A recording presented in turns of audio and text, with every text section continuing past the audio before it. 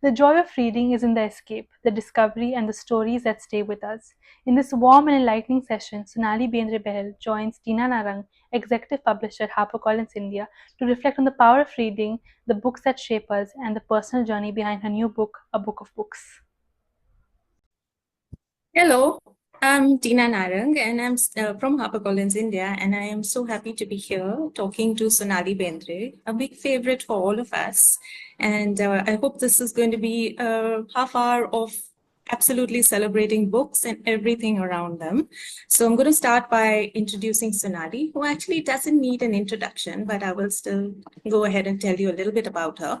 So Sonali Bendre Behl is an award-winning Indian film actress, author, and a passionate advocate of storytelling. She's the author of the candid and insightful Modern Gurukul, where she shares her experiences as a mother navigating modern parenting.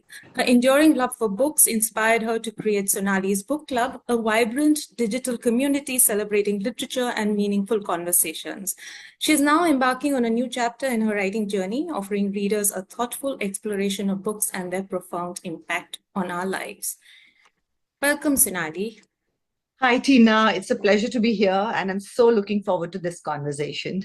Super. So I'm going to start by asking you, Sonali, something that, it's always lovely to go back to our childhood and, figure out when is it that you first started reading, or when is it that you were actually introduced to books and that entire, that world opened up for you, basically.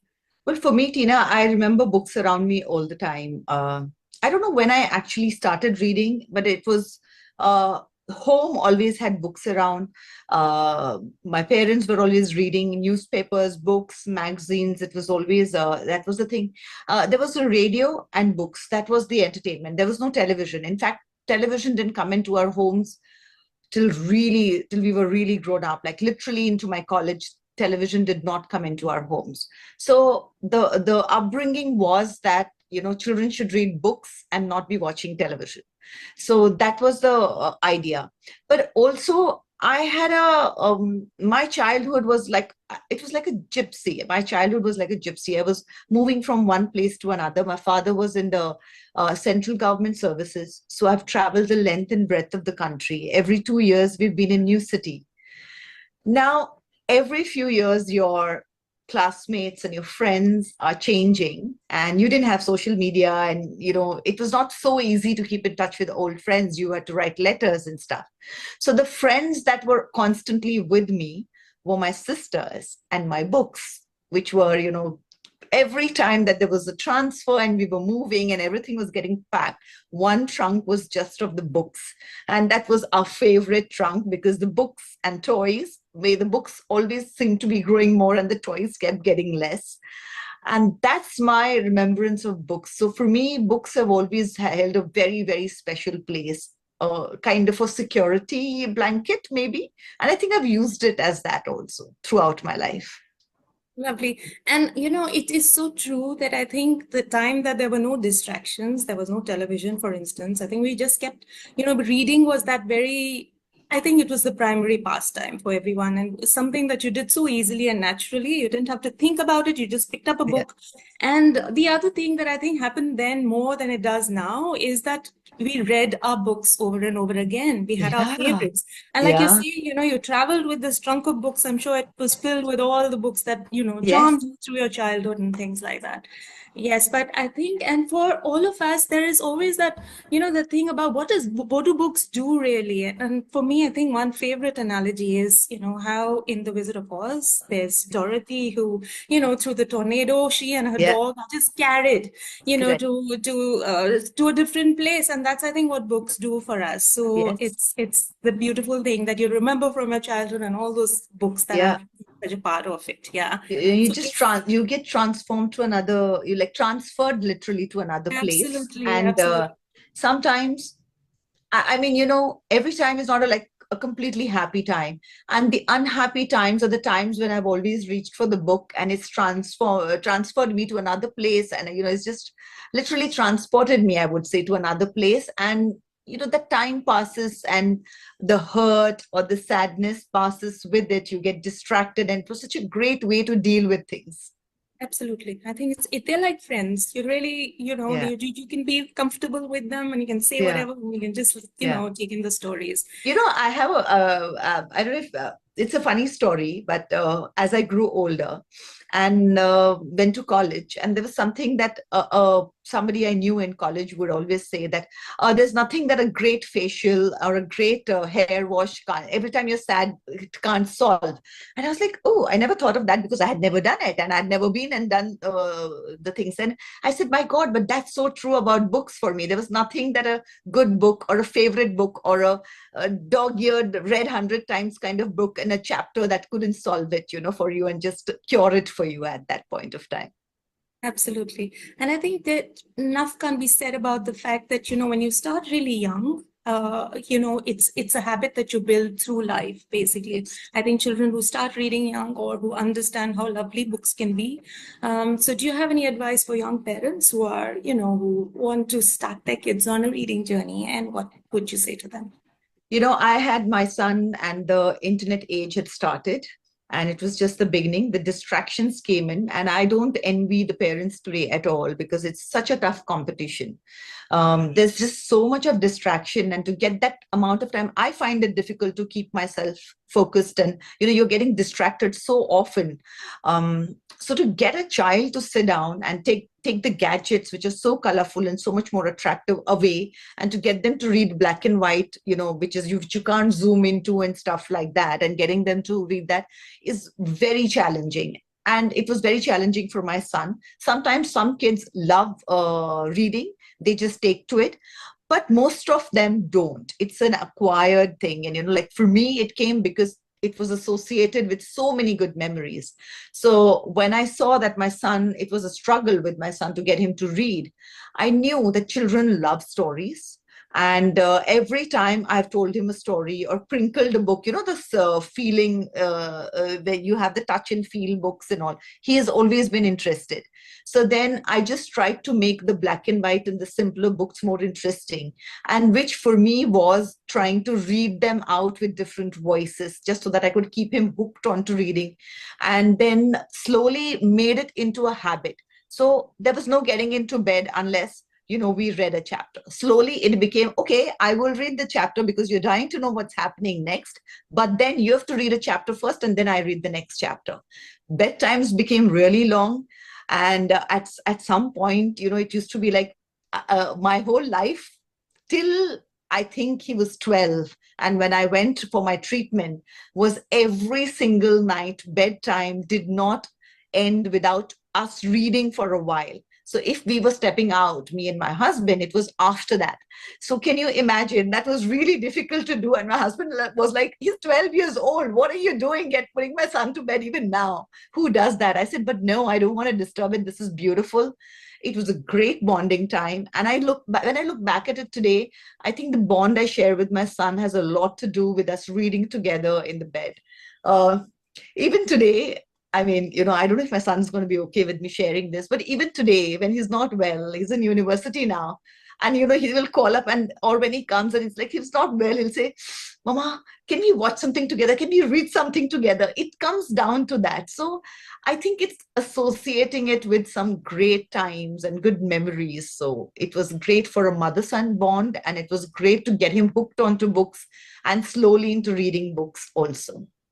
I think this is I great will also advice. say the other thing that I would say for parents is that, don't try to be a purist and say, oh, it has to be a book.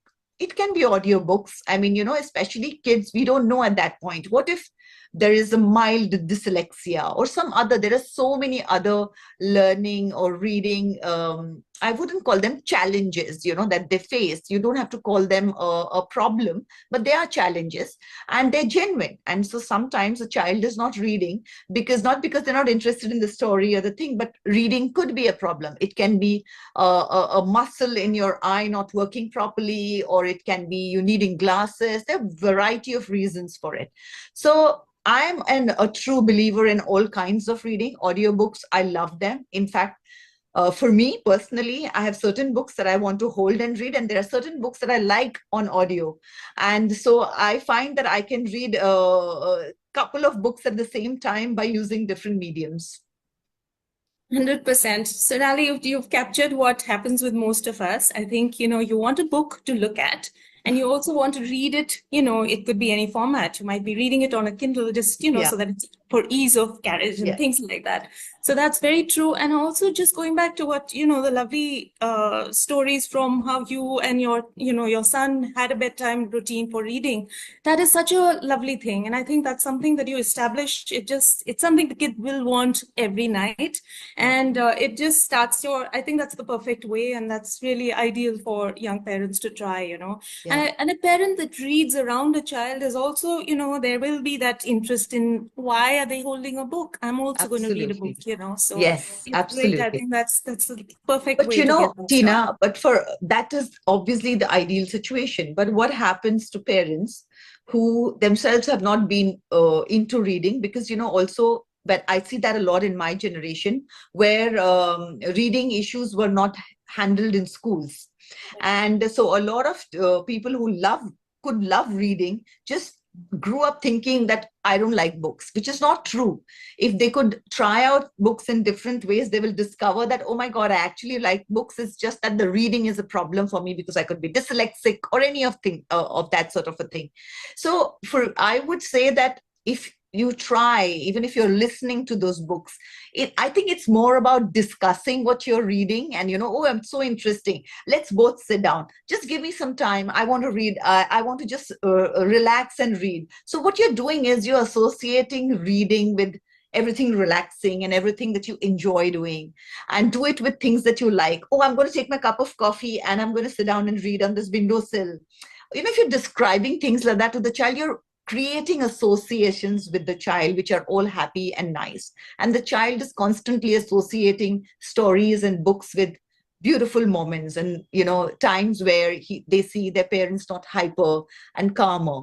So I think those associations really help. Absolutely. And I think, being a storyteller, and I can see that, the fact that you've been such a wonderful actress, Sonali. So you would, your storytelling would be so, it would just be a wonderful experience for your son or for anyone who's been around you. So I think that's a lovely thing also, to bring in another dimension, to read out with your child, or, to be Yeah. at sessions where you're talking to children and reading out a story. I think just makes such a brilliant impact on them. So Yeah. I can just imagine you doing a great job of that, Sonali. I don't know if I did, because sometimes you're so tired and sleeping in a hurry actually to get somewhere else. But yeah, but the child doesn't know better. So at that point of time, the child is enjoying the little noises that you're making. So it's fine.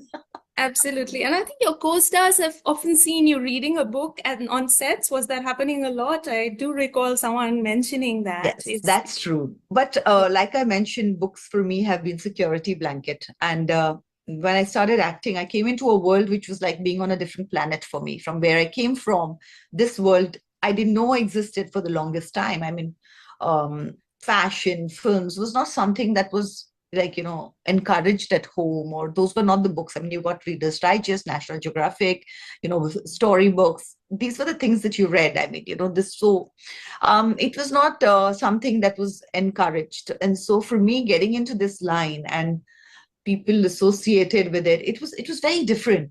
And whenever the fallback for me, whenever I was uncomfortable or I was in a new environment, I just would take out a book from your bag, and you find a corner on the set and you start reading, and suddenly everything would kind of calm down, and you just start understanding that there are no new places. You just have to start getting used to them, and people might look very different and things might look very like you feel like you can't deal with them, but you just have to give it time, and then you can deal with it. And what books did to me was gave me time. So what I would do was I also the other way that I deal with it also is that any topic that I don't know, always research has been through books for me. And so I got into this line and I knew nothing about it. So I just went into reading about movies, about directors, and about whatever biographies of actors. So it just helped me understand the setting I was in, and to, kind of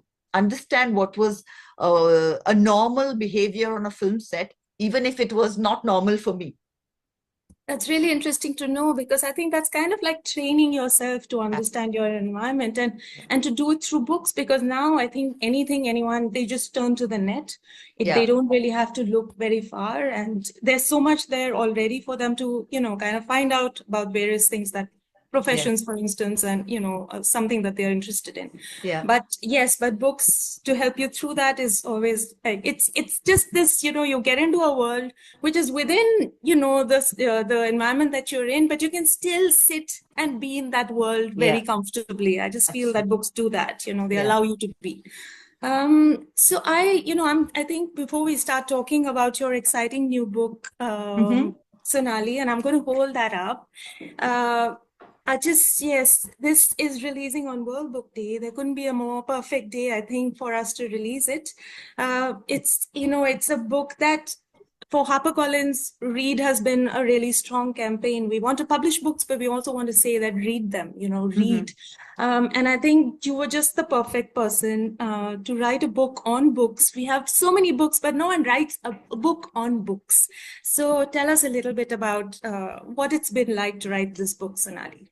So it's been a great collaboration with HarperCollins. It's been absolutely amazing because it was just the fact that this idea was something that resonated with both of us was, and then once that idea resonated and, we were like, okay, why not? And, the way we took off from there, then it was just a matter about, it was fun to kind of, collate the books and get them together. And a lot of times when you were doing that, you kind of went back to what you were reading. Did I miss out on something? And then there was just a longer list always, and then you had to cut it down a bit, so that process was so exciting. And what I'm looking forward to now, because it's been a process, what I'm looking forward to is that when I read the book, and because I've suggested them, there are a couple of them that I've not read myself also, but it's because they have been on my wish list, So those are the ones that I'm going to be ticking off and saying that I want to kind of find the time to read those books now. So yes, amazingly, it was a great collaboration, and I'm really looking forward to the feedback that we get for this book, because I think it's very special also because there's just so much out there, and then we feel by the time you kind of get to understand that where parents are concerned, let me start with that, where parents are concerned, by the time you feel that, oh my God, I knew this, why did I not get to know about this book? My child is grown up now. You can go back to it. You're never too young or too old for it. Too young only if you can't understand some sort of a topic. But the child's interest is already grown up, and then you find it and you say, oh my God, but this could have been so beautiful, and I could have maybe said something so beautiful from this story, explained it through this story. And I really don't want parents to go through that. And so I want to get in as many good books together where parents are concerned, where young adults are concerned. There are, I think, or for the people who have been readers and have lost touch with reading, because it happened to me, and that's why I started my book club. And or for people we are coming to a point where social media, there are a lot of people who are reaching back and saying that, you know what, hey, I want to detox from gadgets and maybe I should pick up a book. For all these kind of people, I think this book is going to be so important, because it has a list of all the genres, and you can explore them and see what is it that you like, and you can pick up a book, try it out, and there's no rule that you must finish it. It's not resonating with you, move to the other one. But just having these various books that you can kind of pick it up, you're not wasting time looking for them. Also, in this day and age when there are algorithms at play, there's only certain kind of stuff that keeps coming into your feed. At least that's what happens to me. So I keep feeling that if I've picked up a book, all I'm getting is those kind of books, but that's not what I want to do. I want to explore different genres. There are times when, the whole point of books is that when you're going through something, you want to read a book that will help you through it or resonate with you at that point of time. But it will touch a chord at that moment in your life. And just one kind of, or one genre of books can't do that. You have to know different. And so I've gone back to old school way of, printed book to look at them, so that I think that an algorithm can't mess with this. Very well said, Sonali. And I think, book recommendations are such a useful thing. I think you sometimes, because there's so much being published and so many good books out there, and, so many different, you could be wanting to read a thriller at one point, and like you're Yeah, saying, you can multi-read. I yeah, think that's a great way to, read everything that you're interested in, but recommendations is always 100% way of getting people to understand that there are that many good books out there yeah, while you're discovering that many more. right. So it's the perfect way to at least have, lists that people can aspire to read or get their kid to read. And, so I think that's something that you've been doing through through the book club. Yes. And of course, the response you get, because people sometimes just want to know, okay, that's a good Yeah, book out there. And a lot yeah, of people are talking about it. So, it's worth a read, basically. yeah, So, yeah. So I think that just kind of ties in very nicely. And anything that stands out for you in the book, I think the journal pages is a very interesting yeah. part of it also. But yes, what do you think of any other standout So for features? me personally, I'm not a very journaling kind of a person, but I have a lot of friends who do a lot of serious journaling, and especially after COVID, I've been Right. seeing people do that a lot. So I thought that would be an interesting thing to have in the book itself, where you write your journals and you do that in for your life, but what about doing it for your books, about what kind of books you want to read? Oh, this is the story I liked, just to put that down and to what you're reading, what you're feeling. So that section was a interesting section for me. I thought it will personalize every experience for you, because everybody can have a different, and that's the thing about books.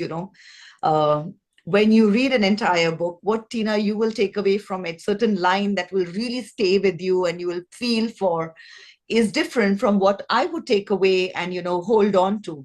And in fact, it's not just different people, but at different times in life, we do that.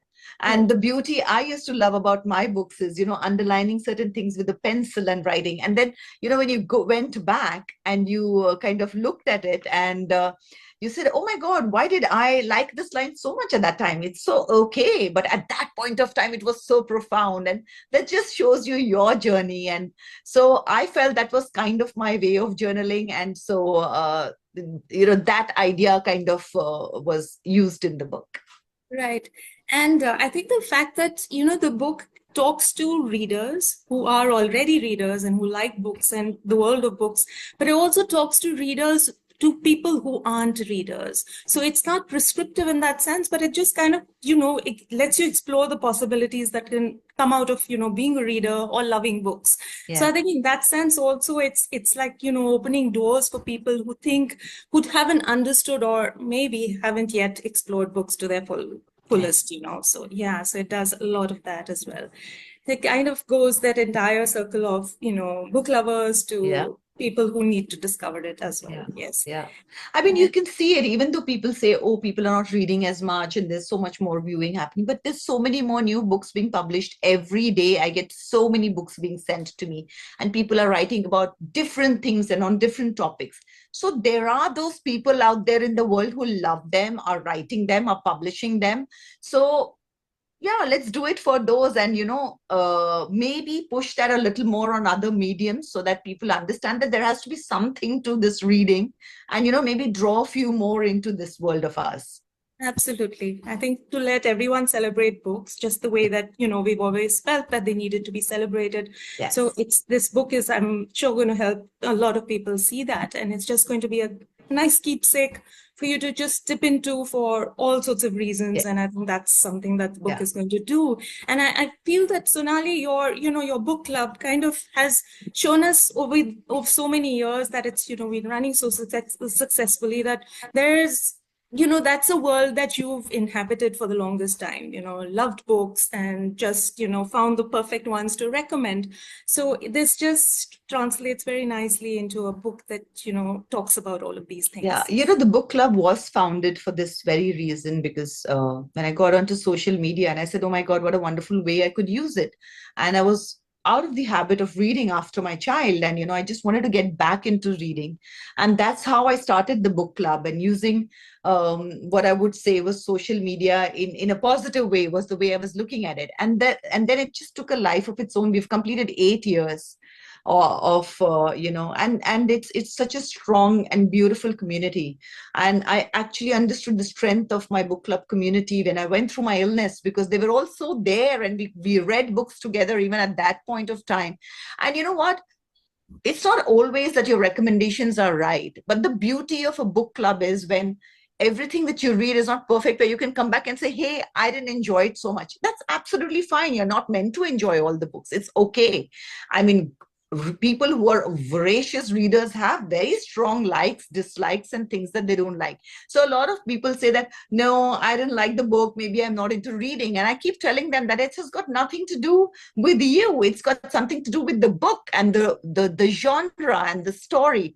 Pick something else. One day you'll find something that really excites you and, hits your imagination, and, you will, and suddenly you're a reader. So it's not rocket science. You just have to keep trying. And there are so many books and so many genres, and just join a book club. You don't have to do every book that we do in the book club, but see what is going on. Try the book out, and maybe you will get hooked to a new genre, maybe you will not, but you have to try it to understand it. Absolutely. And I think that's one of the good things about a book club, Sonali, is the conversations that you can have around books. Yeah. People read a book and they always have something to say. And I think, like you said, there's going to be a different line that'll work for me or stay with me, and there'll be something else that stays with you. So it's a lovely conversation starter. And it's just, I think book clubs help you do that. So because when you have the discussions and you realize that, sometimes you're shy and you feel that maybe I didn't get it, and then you suddenly realize that there are 4 others who haven't, so I'm not, it's fine, it's not like I didn't get it. And sometimes you go like, you have looked at it a certain way, and like we said, when you go into the discussion with people and you realize that, oh my God, I didn't look at it that way, maybe I should revisit it. There's just so much more that can be done with it then. Absolutely. So this is just the, the delightful and the charming world of books, Sonali. And I think, you've talked about it in the book, and, we've seen it through your book club, and, how brilliantly you were talking about just this wonderful world. And and this has been such a great conversation, really. Any last words you'd like to add, Sonali, about hooking people to this beautiful world? Well, Sonali's book club and a book of books. 2 things that will hook you to this world. And I think it's a wonderful world. For me, even though I was traveling in the country constantly in my childhood, and, as I came in here, I had never traveled abroad. I'd never traveled on a plane. And when I started working, when I got onto a plane for the first time, and when I went abroad for the first time, frankly, it was not so alien, because you had read about all these different worlds in various books so much that it was more like, oh yeah, this is what I had read about. Oh my God, that's what it is.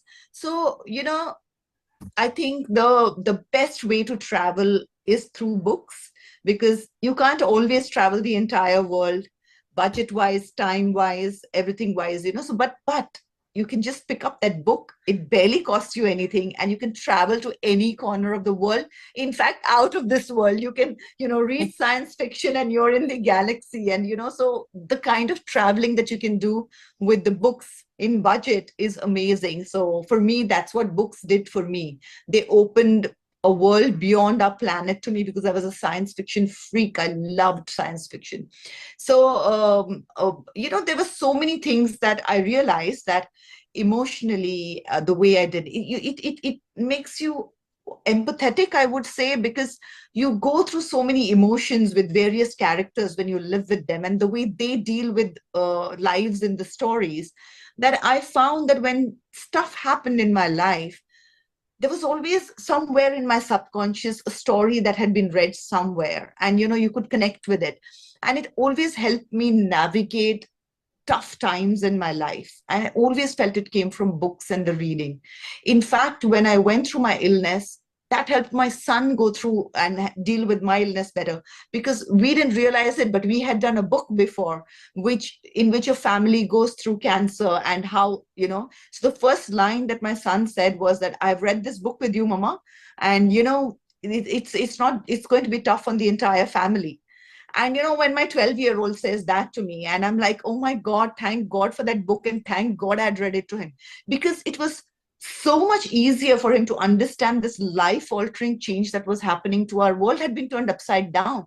But he just took it so amazingly and understood it. And that was because of a book. And that's what books do, because you're living so many different lives and traveling to so many places. It just helps you understand, deal with, and also not just yours, but others' emotions too. I feel you become more compassionate, you become more empathetic.